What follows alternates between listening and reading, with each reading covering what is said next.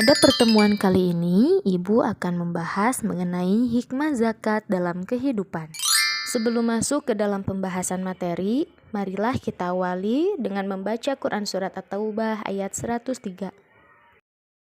A'udzu billahi minasyaitonir rajim. Khudz min amwalihim shadaqatan tutahhiruhum wa tuzakkihim biha wa shalli alaihim inna sholataka sakanun lahum wallahu sami'un alim. Shadaqallahul azim.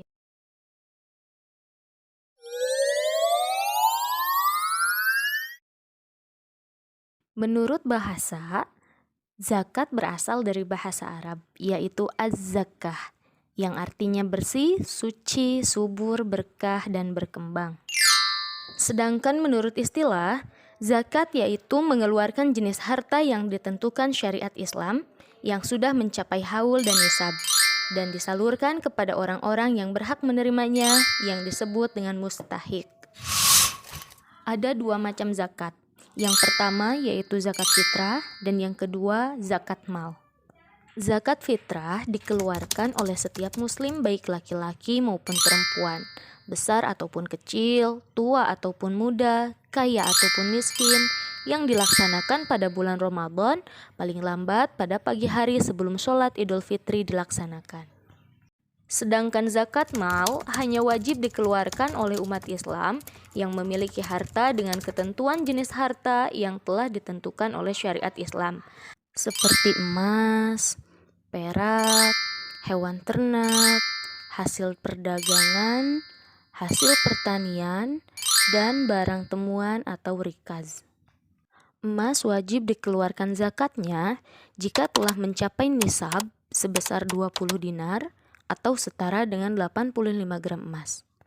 Dan zakat yang wajib dikeluarkannya sebanyak 2,5% dari banyaknya emas yang dimiliki.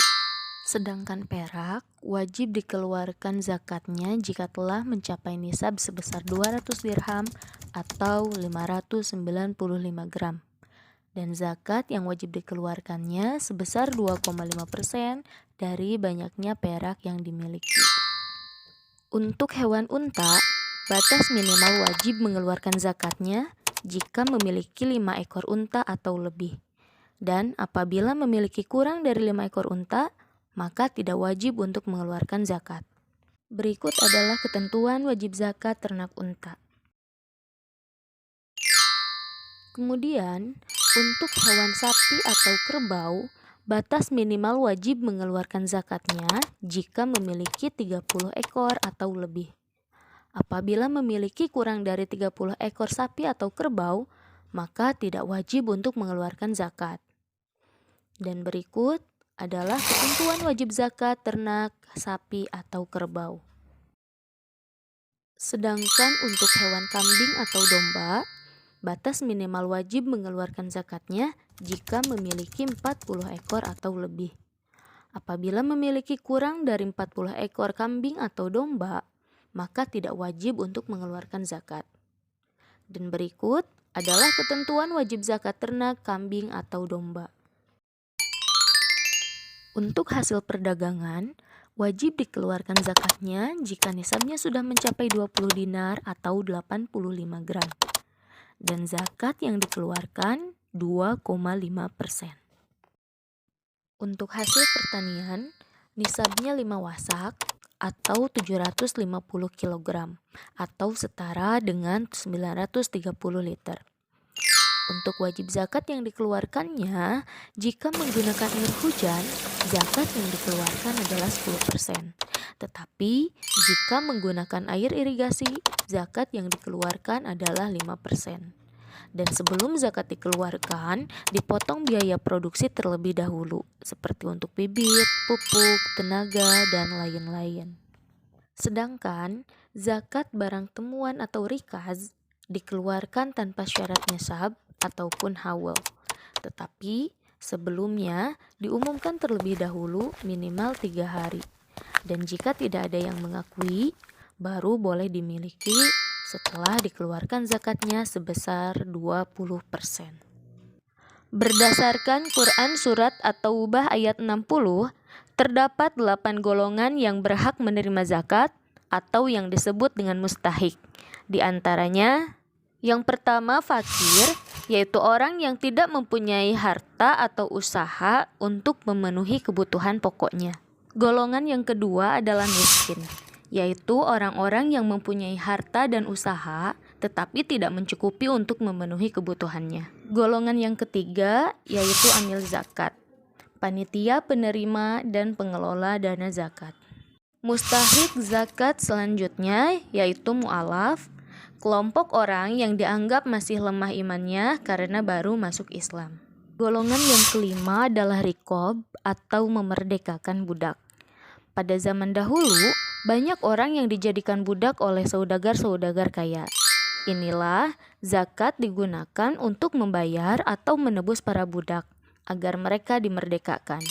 Orang-orang yang memerdekakan budak juga berhak menerima zakat. Golongan mustahik zakat yang keenam yaitu ghorim. Orang-orang yang memiliki hutang, namun hutangnya bukan untuk kepentingan maksiat. Golongan selanjutnya fisabilillah, yaitu segala sesuatu yang bertujuan untuk kepentingan di jalan Allah, seperti pengembangan pendidikan, dakwah, kesehatan, panti asuhan, madrasah diniyah, dan masih banyak lagi. Dan golongan yang terakhir yaitu Ibnu Sabil, disebut juga sebagai musafir atau orang-orang yang sedang melakukan perjalanan jauh, termasuk pekerja dan pelajar di tanah perantauan. Adapun beberapa hikmah dari zakat diantaranya, yang pertama yaitu menyempurnakan iman. Sebagaimana hadis riwayat Bukhari nomor 13, Rasulullah SAW bersabda, salah seorang di antara kalian tidaklah beriman dengan sempurna sampai ia mencintai saudaranya sebagaimana ia mencintai dirinya sendiri. Hikmah yang kedua yaitu dapat membersihkan harta. Sebagaimana firman Allah Subhanahu wa taala dalam Quran surat At-Taubah ayat 103 yang artinya, ambillah zakat dari sebagian harta mereka, dengan zakat itu kamu membersihkan dan menyucikan mereka. Hikmah yang ketiga yaitu dapat menghapus dosa. Sebagaimana hadis riwayat At-Tirmidzi dan An-Nasa'i, Rasulullah SAW bersabda, amal memadamkan dosa sebagaimana air memadamkan api. Hikmah zakat yang keempat yaitu dapat mempererat persaudaraan. Karena dengan mengeluarkan zakat, kita dapat membantu saudara kita yang sedang kesusahan. Hikmah zakat yang kelima yaitu dapat meningkatkan rezeki. Sebagaimana firman Allah Subhanahu wa taala dalam Quran surat Saba ayat 9 yang artinya, katakanlah, sungguh Tuhanku melapangkan rezeki dan membatasinya bagi siapa yang Dia kehendaki di antara hamba-hambanya. Dan apa saja yang kamu infakkan, Allah akan menggantinya dan Dialah pemberi rezeki yang terbaik. Hikmah zakat yang keenam yaitu terhindar dari siksa neraka. Sebagaimana firman Allah dalam Quran surat At-Taubah ayat 34 yang artinya, dan orang-orang yang menyimpan emas dan perak dan tidak menafkahkannya pada jalan Allah, maka beritahukanlah kepada mereka bahwa mereka akan mendapat siksa yang pedih.